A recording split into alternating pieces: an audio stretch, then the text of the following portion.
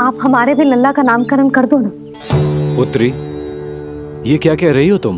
विनती कर रही हूँ, और मेरी जे आग्रह अस्वीकार मत ही करो। आप दोनों भाइयों का नामकरण एक साथ हो जाएगा।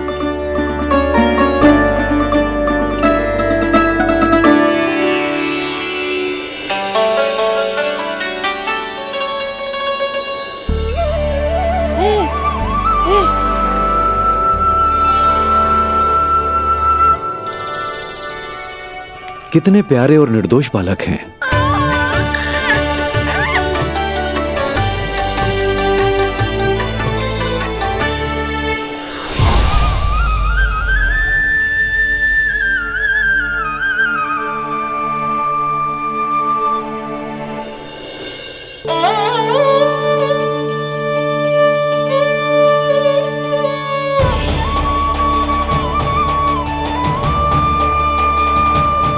इन दोनों को देखकर गुरुदेव की आंखों में आंसू क्यों आ गए?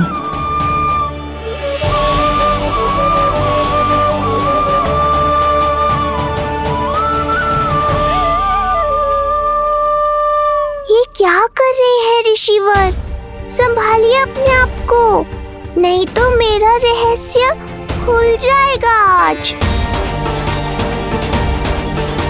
अरे ऋषिवर, हाथ मत जोड़िए।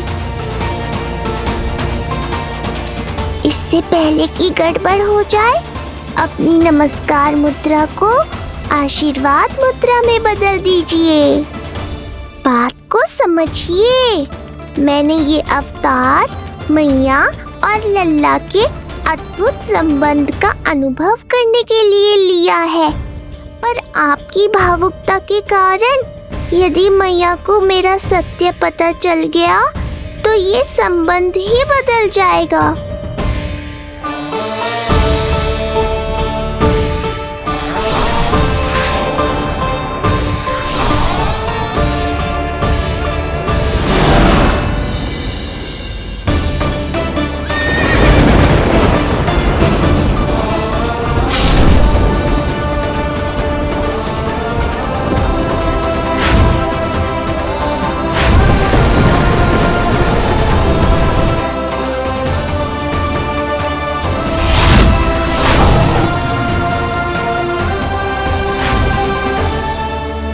अब आप सब कुछ जान चुके हैं ऋषिवर, इसलिए अब मेरे सामने हाथ जोड़कर मेरे सत्य को उजागर मत कीजिए।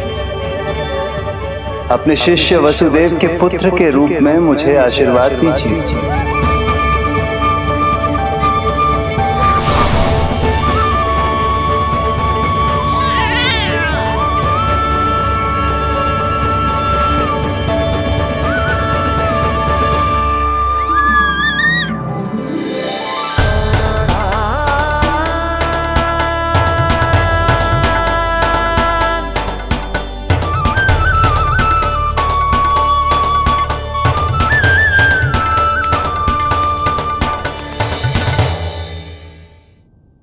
ऋषिवर, आप मौन क्यों हैं?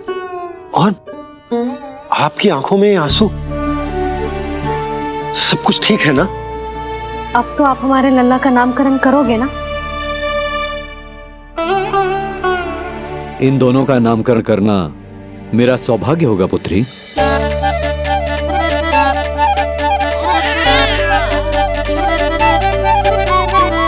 परंतु ये गोपनीय रूप से करना होगा।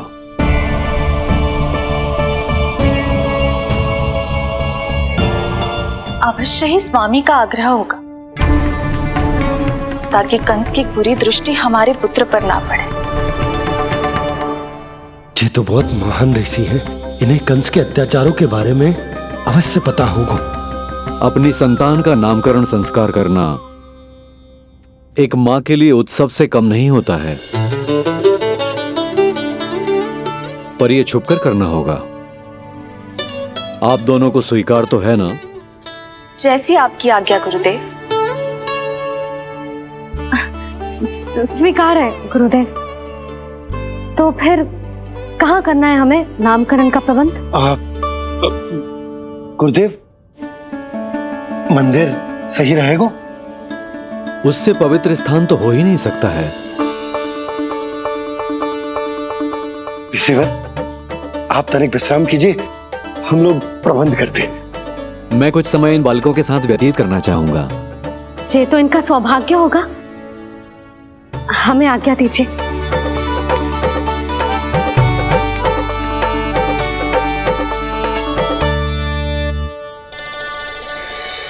प्रभु, स्वयं भगवान होकर भी आपको बंदी गृह में जन्म लेना पड़ा।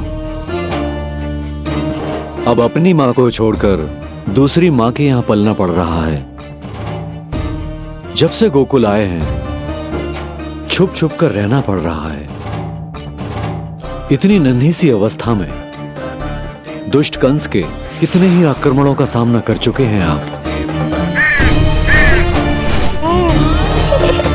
और जिस उत्सव में सभी सप्तऋषियों और सभी देवी देवताओं को साक्षी बनकर आना चाहिए, उस नामकरण उत्सव को यहां एकांत में करना पड़ रहा है। क्यों प्रभु, इतने कष्टों को सहकर ये अवतार क्यों लिया है आपने? दुष्टों का नाश करने के लिए, धर्म की स्थापना करने के लिए और सबसे अधिक मैया की ममता का अनुभव करने के लिए। पर इसके लिए इतने कष्ट?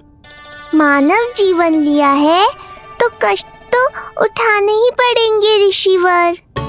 मानव जीवन की आंच जला रही है, फिर भी आप मुस्कुरा रहे हैं प्रभु। ये कैसा अनोखा अवतार है?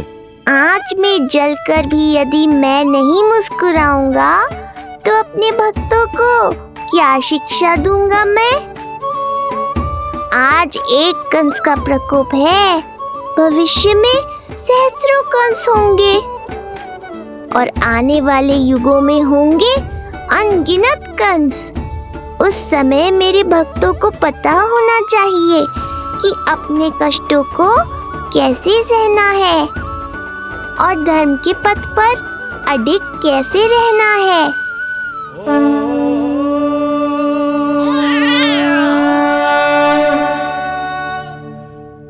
आप धन्य हैं प्रभु।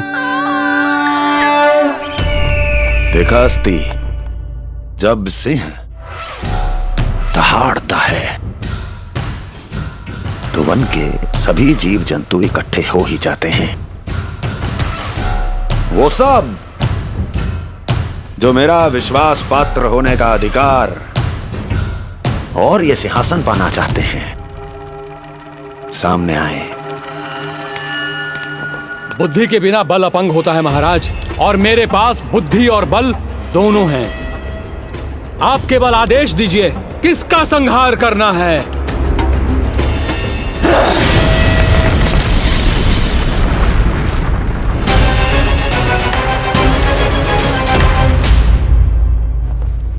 सारी तैयारी हो गई। बोलो। आप गुरुदेव को बुला लो, मैं रोहिणी जीजी और बालकों को ले आती हूँ। यशोदा, तुम रुष्ट तो ना हो ना मुझसे? मैं भला रुष्ट क्यों होने लगी? नहीं, तुम जो उत्सव बड़े धूमधाम से करना चाहती थी और बहुत प्रसन्न हूँ मैं कि हमारे लल्ला का नामकरण स्वयं ऋषि गर्ग पूरे विधि विधान से कर रहे हैं। मैं समझ गई, उत्सव बड़ा हो या ना हो, प्रसन्नता बड़ी होनी चाहिए। अरे मैं तो इतनी उत्साहित हूँ कि दोनों भाइयों का नामकरण आज के शुभ मुहूर्त पे हो रहा है। तो इससे पहले जो बीत जाए, जाओ। आप ही बुला लो।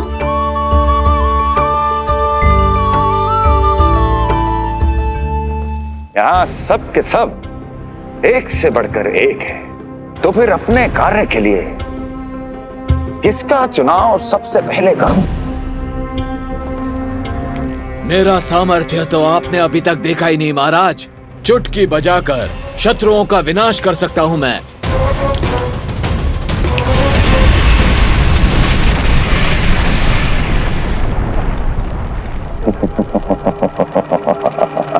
वाह! किंतु आपने तो बताया ही नहीं कि करना क्या है। वध करना है, एक नवजात बालक का वध। उसे साधारण बालक मत समझना। गोकुल में नंद के घर पल रहा वो बालक विष्णु का अवतार है।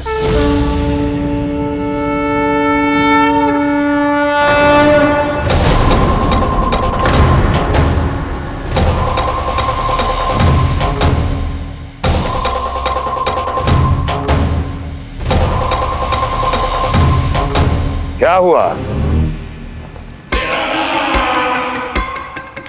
इतना सन्नाटा क्यों छा गया? क्षमा कीजिए महाराज, पर मैं नन्हे बालकों के साथ हिंसा नहीं करता। विष्णु अवतार बड़ा छलिया है महाराज, मैं उसका मुख भी नहीं देखना चाहता।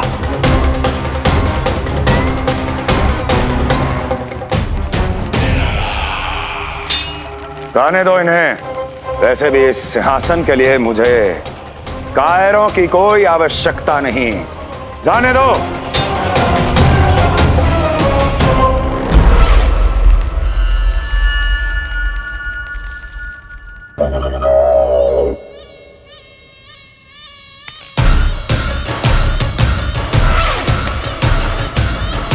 दुर्जन, क्या कहा था मैंने कहा था केवल वही आए जिनके हृदय में साहस का ज्वालामुखी धधकता हो, जिनकी तलवारें पर्वतों का सीना चीरने के लिए व्याकुल हो, जिनकी संकल्प शक्ति इतनी दृढ़ हो कि वो मृत्यु से टक्कर ले जाए। वही होगा इस सिंहासन का असली अधिकारी। महाराज,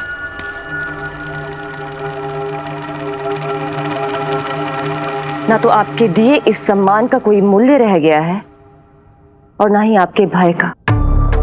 अभी अभी आपने ही कहा था ना कि जब वन में कोई सिंह दहाड़ता है तो उस वन के सभी जीव जंतु एक जगह एकत्रित हो जाते हैं, परंतु उसी वन में जब कोई बब्बर सिंह दहाड़ता है तो वही जीव जंतु भय के मारे इधर उधर भागने लगते हैं। निश्चित ही वो बालक इन सब के लिए बब्बर सिंह बन चुका है।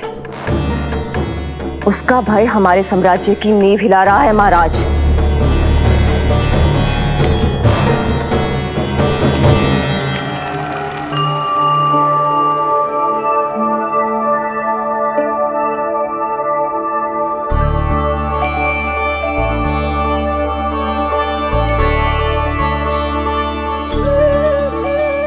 हे नारायण, मेरा मार्गदर्शन कीजिए। हे मां सरस्वती, मुझे आशीर्वाद दीजिए ताकि मैं दोनों बालकों के लिए सर्वोत्तम नामों का चुनाव कर पाऊं।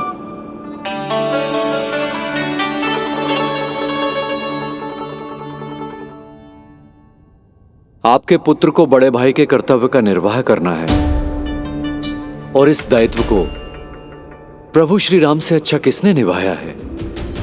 जैसा अटूट संबंध उनका अपने भाइयों के साथ था, मैं श्री नारायण से प्रार्थना करता हूं कि वैसा ही प्रेमपूर्ण संबंध इसका भी अपने छोटे भाई के साथ हो।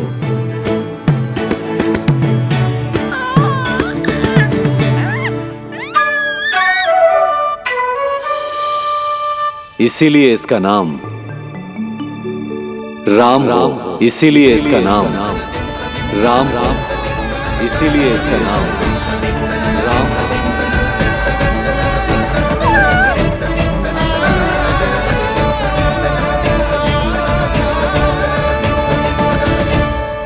बड़े भाई में आदर्श, न्याय, संकल्प बल के साथ साथ शारीरिक बल भी होना चाहिए।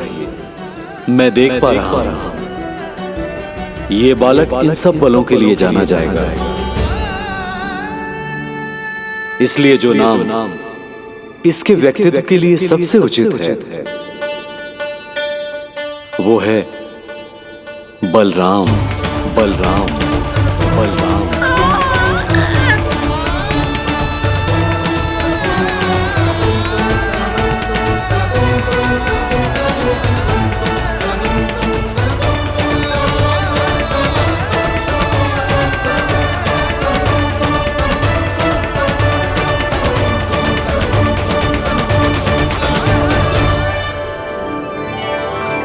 बलराम।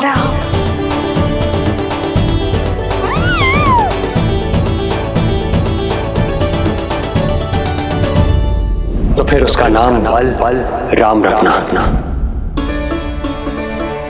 कैसा अद्भुत संयोग है रिसीवर। जब इसके जन्म की सूचना देने मैं वसुदेव भैया के पास मथुरा गया था, तब उन्होंने भी यही नाम रखा था, बलराम। ये संयोग नहीं, नारायण की इच्छा है नंदराज। बलराम से अधिक उपयुक्त नाम इस बलराम के लिए कुछ और हो ही नहीं सकता है। पर मैं तो दाऊ कहकर ही बुलाऊंगा इन्हें, बलदाऊ।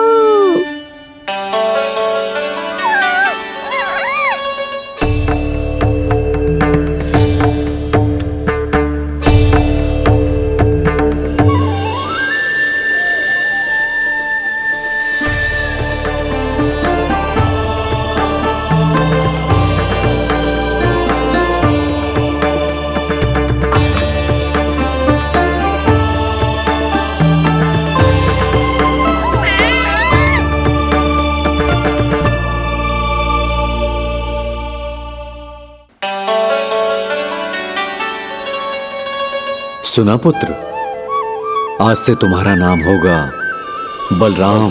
बलराम बलराम।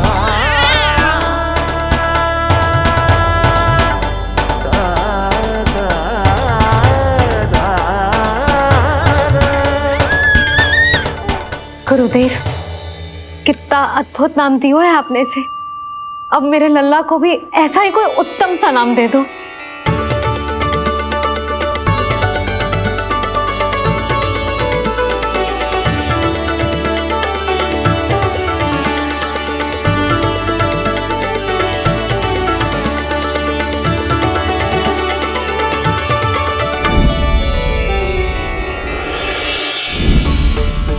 ये कठिन दायित्व आपने ही मुझे सौंपा है प्रभु। इसे निभाने की क्षमता भी आप ही दीजिए।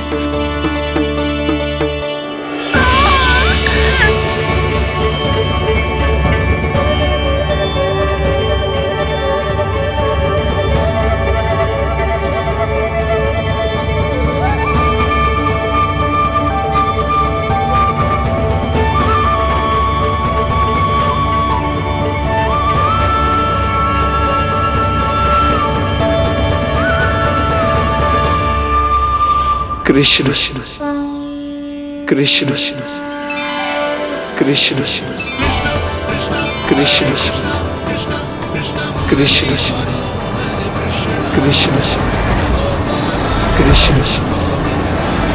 कृष्ण।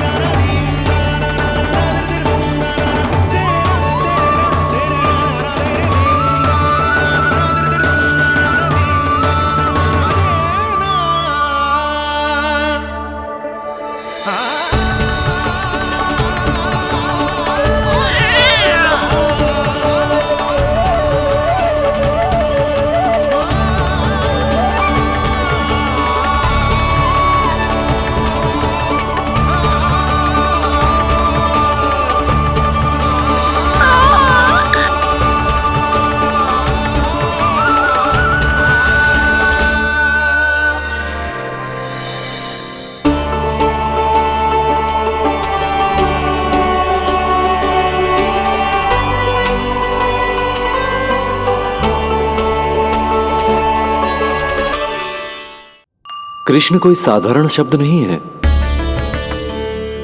ये अनेक विशेषताओं से भरा हुआ है। क बना है कमलकांत से, अर्थात वो जो श्रीपति विष्णु जैसा हो।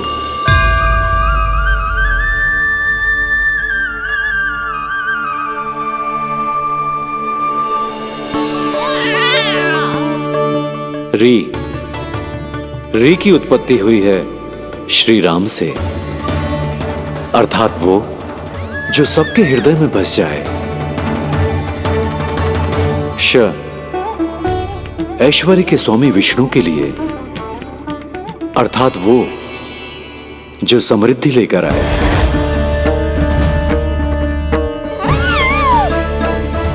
और ना है नरसिंह के लिए, अर्थात वो जो रक्षा करे। और अंत में आकार की मात्रा सूचक है अग्निदेव का, अर्थात वो जो स्वयं तप कर सबको पवित्र कर दे।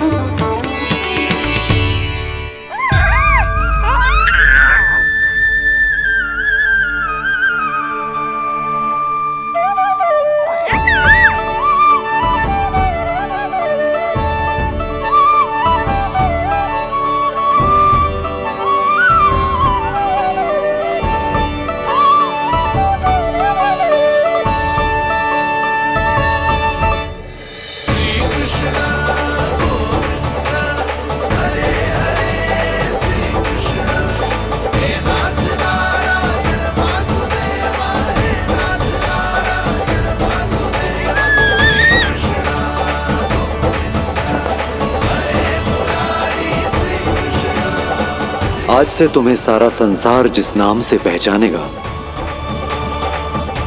वो नाम है कृष्ण। वो नाम है कृष्ण।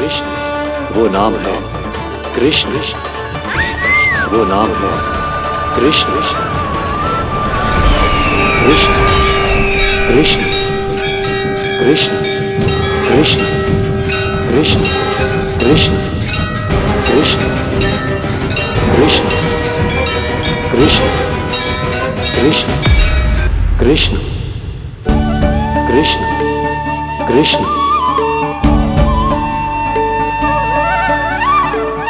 यशोमती मैया के नंद लाला, यशोमती मैया के नंद लाला।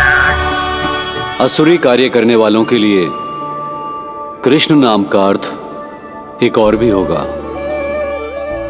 वो घनी अंधेरी रात जिसमें इसने जन्म लिया, पर इससे जो प्रेम करते हैं उन सभी के लिए कृष्ण नाम का अर्थ होगा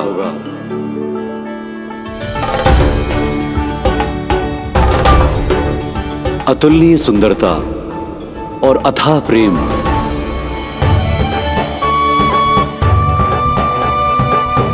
इन दोनों विशेषताओं का साक्षात स्वरूप होगा ये कृष्ण।